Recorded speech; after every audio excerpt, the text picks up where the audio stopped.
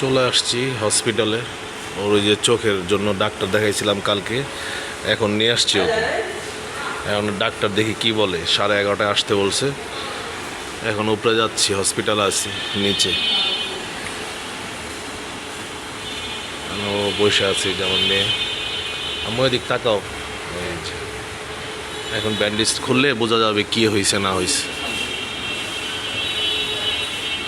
ডাক্তারের অপেক্ষায় আছি, দেখি ডাক্তার কি বলে। আপডেট তো বলবে, এখনই বলে দিবে। ডাক্তারের রুমে যাব কিছুক্ষণের মধ্যে, ওয়েট করতেছি ডাক্তারের জন্য। চলে আসছি, এখন দেখি কি বলে ডাক্তার। ওর জন্য নিয়ে আসছি ওরে।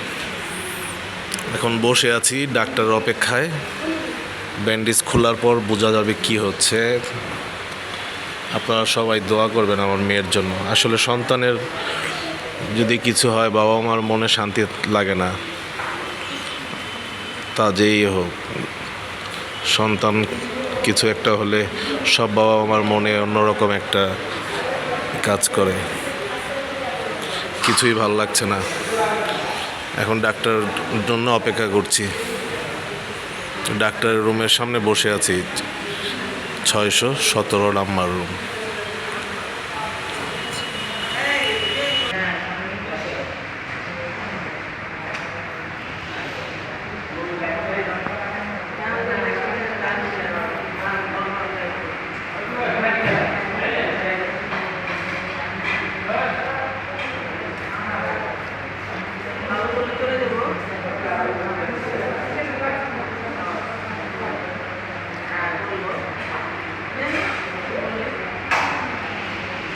ব্যথা পাও না তো?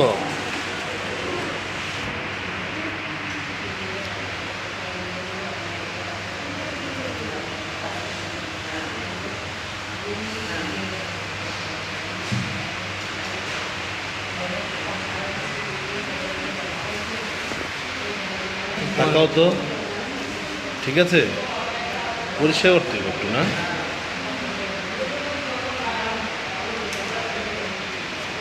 ক্লিয়ার দেখা যাচ্ছে? চোখে পানি। ব্যান্ডেজ খুলছে, এখন ডাক্তার দেখতেছে। কালকে দেখাই গেছিলাম সিস্টার, ওই যে আপু অনেক ভালো।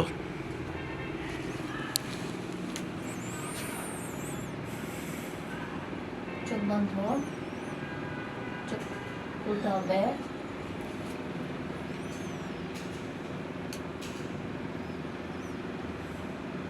চোখ বন্ধ, চোখ খুলতে হবে। ঠিক আছে, ঠিক হয়ে গেছে। আপনার শুরু হবে। জি। সবগুলো যেভাবে বাংলায় লেখা আছে শুরু করবেন। সব ক্লিয়ার দেখা যাচ্ছে না? সমস্যা নেই তো মা? আলহামদুলিল্লাহ। 7 দিন পর আবার যোগাযোগ করবেন। জি।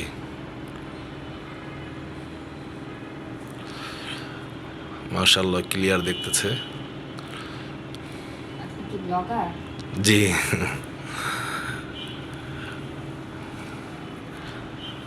দোয়া করবেন সবাই।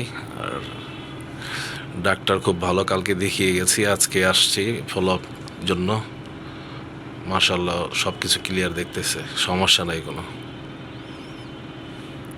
এই যে আপু অনেক ভালো, আমাদের বাসার কাছেই।